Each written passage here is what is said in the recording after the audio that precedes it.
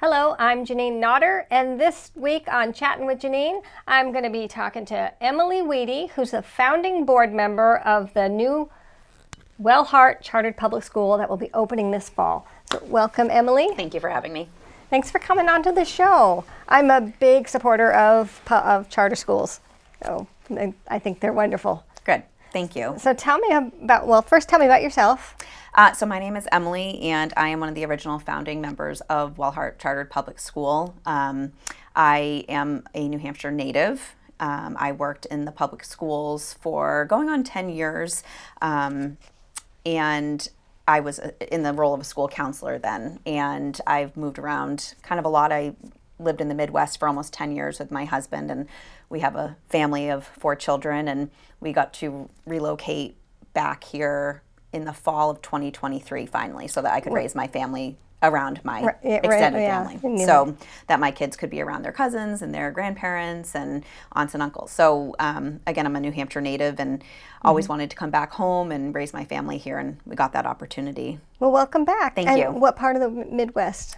Illinois, northern Illinois. So I worked in the Wisconsin public schools and then also in Indiana, and I worked in the Indiana public schools while I was out there, and then I became a mom, and then that's where my attention diverted. So I was a stay-at-home. I've been a stay-at-home mom now going on 7 years. Oh, good for you. But education has always been very important to me, and more of a, as years have progressed, and after COVID, a lot of things changed for a lot of people.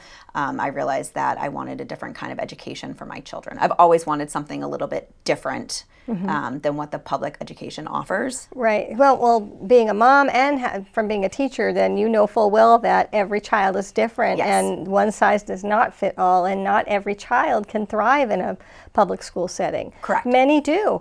Many do just fine. Yeah, I did just fine, and I had a lot of students who did just fine, but even that just fine doesn't necessarily always mean that there couldn't be something that is better suited to that person. And I'm a firm believer that students should always come over before systems. Yes, I am too. So in charter schools, that's one way that even though they are public schools, they're different. So let's talk about that. How is a charter school different from a regular public school? So you can kind of make it your own. So there is still it's still a tuition-free school. So we still do get some, the state funding for the school. So it is still tuition-free. So whenever I do talk about this, people always ask, well, how could this possibly be free? This sounds more like a private kind of education.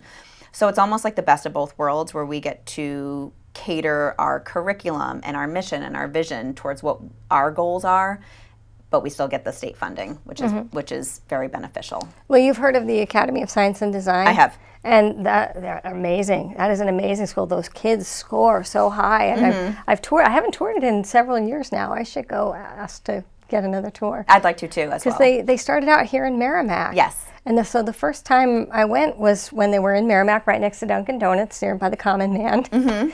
And I was looking around, and the classrooms weren't even finished. Like the walls didn't go all the way to the ceiling. So I was asking the kids, I said, well, if you could have more things for your school, what would you want? And here I'm thinking they want the walls finished. No. They didn't care about that. They wanted more lab equipment and stuff like that. I mean, these kids are just, I was really, really impressed with them. Well, and so that's the great thing about charter schools. You can have them focused on STEM education. You can have them focused on, a Christian-based education. You could have them focused on a nature-based education. And ours is very unique, and that's kind of what makes charters. That's we're rolling into that. Okay. Tell me what Wellheart is going to be focused on. So there's a term that I'm going to use that a lot of people haven't heard of, but it's called a Reggio-inspired school. Oh, spell that. So Reggio, Amelia, Emili, and it's a Reggio Emilia inspired school. So I take it this is a person. It is. Well, it's a city. I'm sorry. It's a city in Italy. The concept of this school started post-World War II in Italy, when the city was decimated by the war, and a bunch of parents, moms, particularly kind of said, how are we going to build a school? Our city is decimated. And they kind of built it literally brick by brick and mortar kind of thing. They used loose parts, they used different natural materials, and they created a school. And what makes this kind of philosophy unique, a lot of people say, oh, is it like Montessori or is it Waldorf? It's maybe has some similarities to it as far as the aesthetic piece of it, as far as, kind of giving the student more autonomy, having more time maybe outside in nature. But what makes it unique is that it kind of is based on what your core values are of the school. Our Reggio Emilia inspired school is going to focus a lot on nature. It's going to focus a lot on the health and wellness of the individual child. It's a lot of hands-on project-based learning. We're all about just, inspiring and nurturing the curiosity and confidence of each child in a really loving, wholesome environment. Can you give me some examples?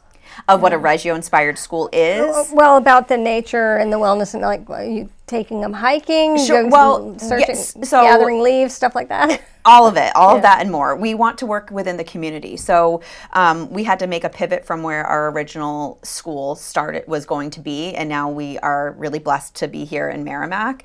Where we are going to be at St. James United Methodist Church. Oh, really? Yes. Oh, I didn't know that. So where the kindergarten, it used to be a kindergarten. Yep. So in that kind of that building. So that's connected to the church. So we, do feel very blessed that we found this space. We needed something that was somewhat move-in ready, and we kind of came across it. And they already have classrooms. And we're, revamping it. We're going to give it the aesthetics that a Reggio-inspired classroom is, kind of neutral colors, a lot of, handmade materials, wooden materials, nothing too vibrant or bright, just kind of a calming, soothing atmosphere for the students. Mm-hmm. We are a big proponent of our vision and mission has to do with nature. Now, it was supposed to be, in the future, we do want to have lots of acres where they can kind of explore on site. But right now, we're going to try to bring the community and nature in. So we're going to be looking for local farms and local other places in the community that could invite us over, where the kids could kind of get their hands dirty. We are in talks with some other farms.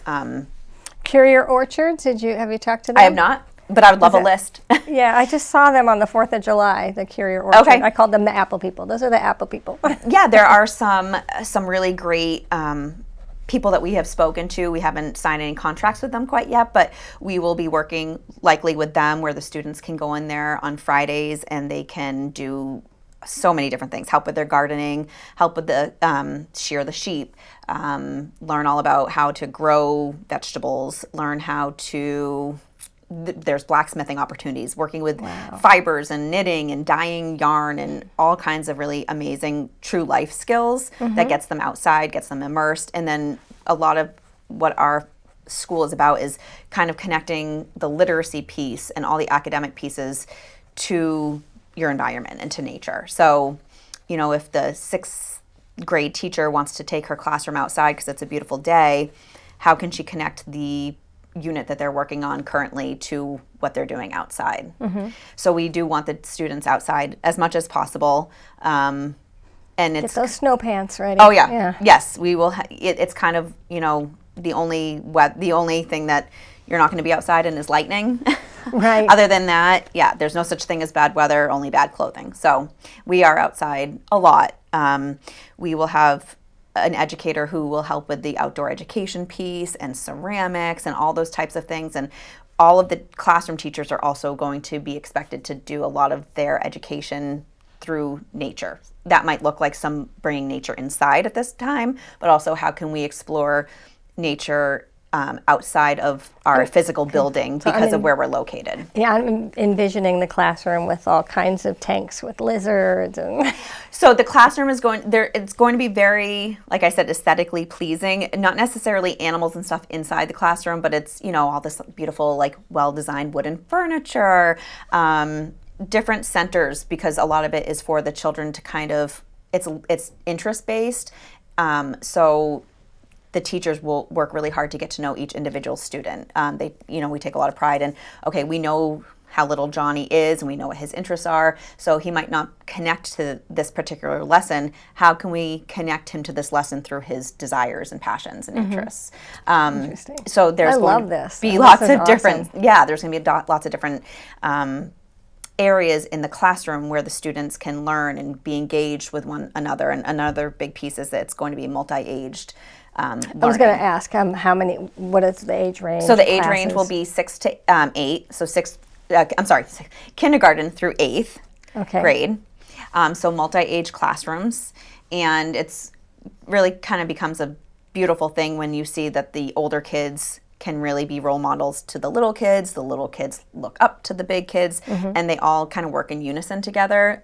It really builds a lot of confidence in the bigger kids to have, the youngers looking up to them and kind of depending on them to maybe read a book with them and kind of show them the ropes. And then it really helps the little kids kind of have an extra level of learning because they're also getting some help from the older kids, and they might have more of a desire to learn more because their older peer who they look up to is really interested in a certain subject matter. Oh yeah, the little ones always want to do whatever the big ones Always, are. It's like always. I have 4 grandbabies, and the littlest one, he thinks he's a big boy, Right. wants to follow them, do whatever what the older kids are doing. Yes. He's only 7 months, and he's already trying to walk. I'm like, It happens quickly. Yeah. Yes. And it's really nice because there might be an 8th grader who might not have a lot of friends quite yet or might not be confident in his or her abilities. And so rather than reading the book that they're working on in class, the literature, rather than reading to the whole group where they might not feel confident or they feel like they might struggle, they can go with their, peer or their younger peer who might be 7 or 8, and they could feel confident reading to them. well, so how do kids get to go to a charter school? You just Just apply? You simply just apply. It's that easy. A lot of people, when I do talk about the school or advertise or share it on social media, everybody asks, "How much does this cost?" Or this sounds amazing. Because it sounds like a private school. Exactly, and it's amazing. And there's a lot of pieces to local private schools that we kind of pull from. Or just not necessarily local. There's other Reggio-inspired schools, particularly on the West Coast and in bigger areas like Boston and North Carolina. Charter schools are thriving in California. Yes. But these aren't necessarily charter schools. They're just Reggio-inspired. And so we kind of like to pull ideas from that as well. And so a lot of people think that this would obviously be at a cost, and it's not. It's tuition free, but we get to bring all these beautiful concepts into this. Now, it is a public school, Yes. so does that mean they have to do the standardized test that all the kids do? Yes, there is still some standardized testing, but it's not at the level of what it would be like in a public school. But we do still have a rigorous curriculum. We will still be, have expectations that we do need to meet. I know. I wish that the Academy of Science and Design was around when my oldest was in those years, because I think he would have done very well in that school. Yep. And now there was one, I hope it's still there, down near the Y. There was one, a charter school art-based. I have heard. I think that still exists from what I know, but I'm not quite sure. I just saw it when they first opened, and the teacher that was there showed me her classroom. I said, it just looked like a living room. It was so nice. I love the way she decorated it. And that's kind of how we want it to feel cozy. We want it to feel welcoming. We want it to feel not necessarily like their home, but kind of like a homey type environment. We want them to feel, very comfortable there.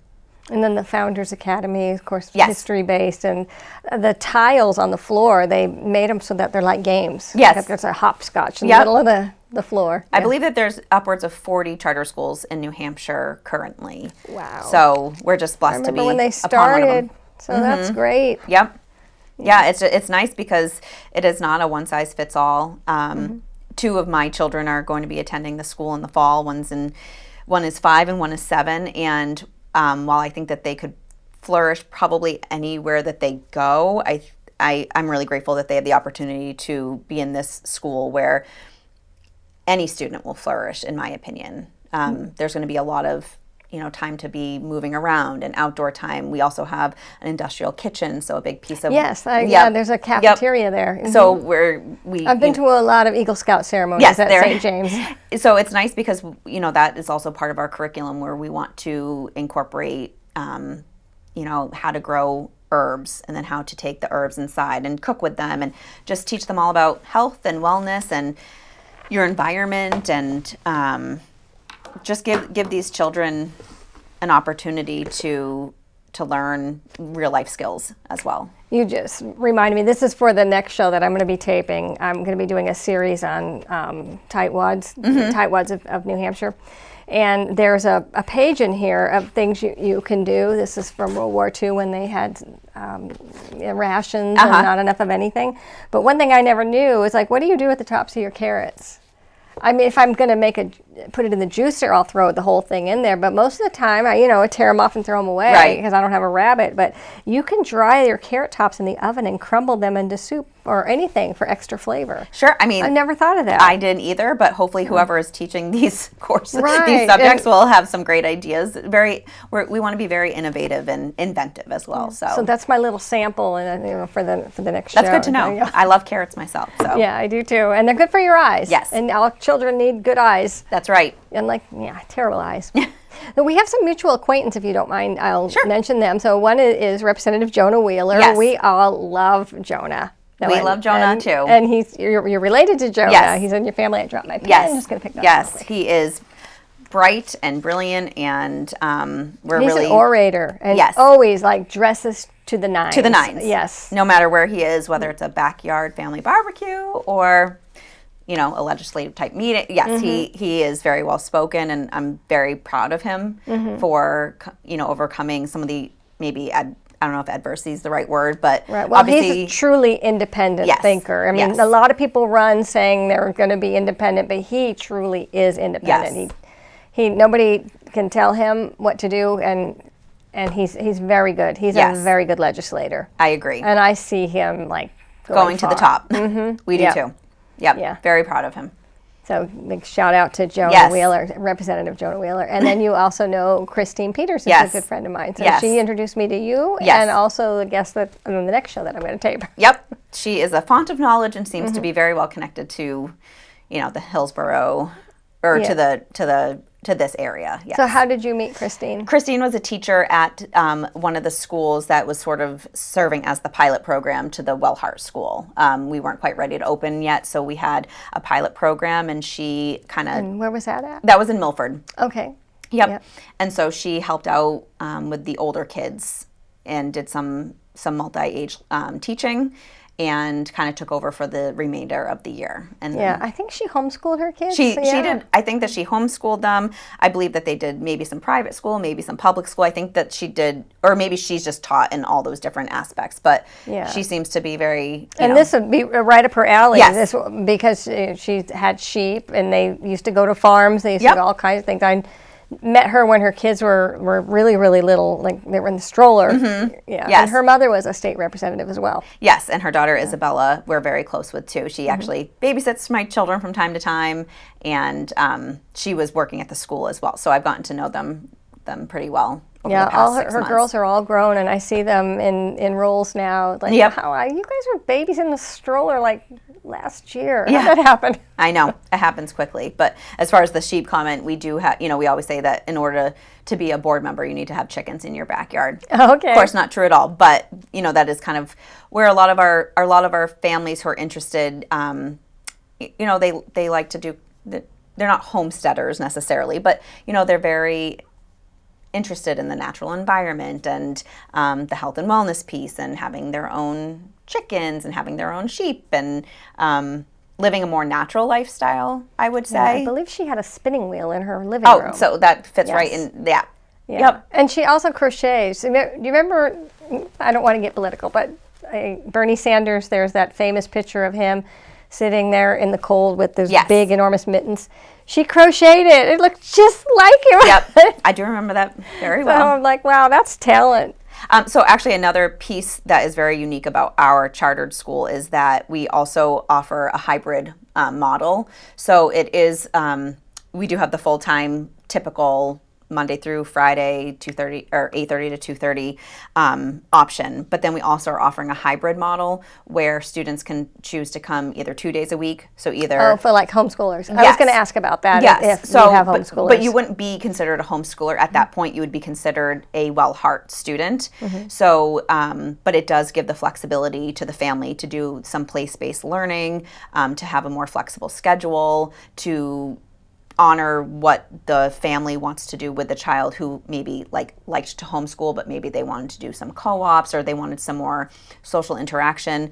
But what's really amazing is that we provide the curriculum for them. So they would be using our curriculum on the days that they're at home learning. And then they would just kind of they would just start right up where they're supposed to be when they come into the classroom. So there's the Monday through Friday option, or the Monday, Tuesday, Wednesday option, or a Thursday, Friday option. The thing about our type of learning is that we do want consecutive days. Some people say, well, why not Monday, Wednesday, Friday, or Tuesday, Thursday? We do need the students there kind of consecutive days because a lot of it is project-based learning where you're also building upon ideas day after day. So you don't want that break in between. Exactly. Yeah, you I want understand more. that. It's for consistency purposes. And you did say they do everything. They still do math and Oh yes. yeah, Oh that yes. stuff. And all of the cursive core writing? subjects. Do you teach cursive writing? I don't know if that's necessarily part of the curriculum, but I think that that's an important piece, and I do believe that that would be part of our. I'm a big proponent of I am learning too. to cursive writing. I would not be surprised if that's something that the teachers would be doing. Yep. Because I love history, and you can't read the documents. That's very if true. You don't read cursive. That's you can't very write true. in cursive. Yep, we'll be doing all the core subjects. It's we have a curriculum team and an academic team who have handpicked the curriculum for each grade level, and we're really proud of it. Are you fully staffed, or are you looking for people? We are currently looking for the teacher who would be in the 6 to 8. So again, we're doing the mixed age classroom. So we have one K through 2 classroom. We'll have one 3 through 5 classroom, so 3rd through 5th, and then one 6th through 8th classroom. So we are still looking for a teacher for the 6 to 8 classroom. So if somebody sees the show, Yes. which I think I'm going to have to get on the air pretty soon, I'll bump it up Okay. ahead of the other ones that I taped. How do they apply? They would go right to our website, wellheartschool.org. Okay. Yep, and then there is an Indeed posting, I believe, for that specific job role. We have been lucky enough to fill up our K to 2 classroom role and the 3rd to 5th grade classroom role, and a couple other support roles as well. So we are looking for someone to fill that 6 to 8 classroom role.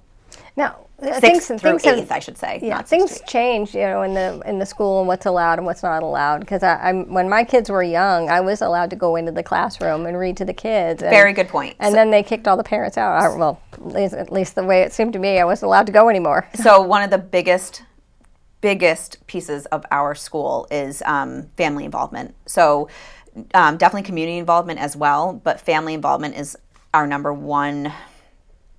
Is in the top 3, I should say, of what we're all about.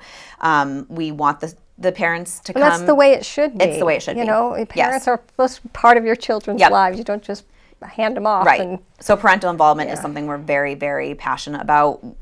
Really, the school that we are trying to creating is a very wholesome education where kids can just be kids, whether you're 5 or whether you're 14.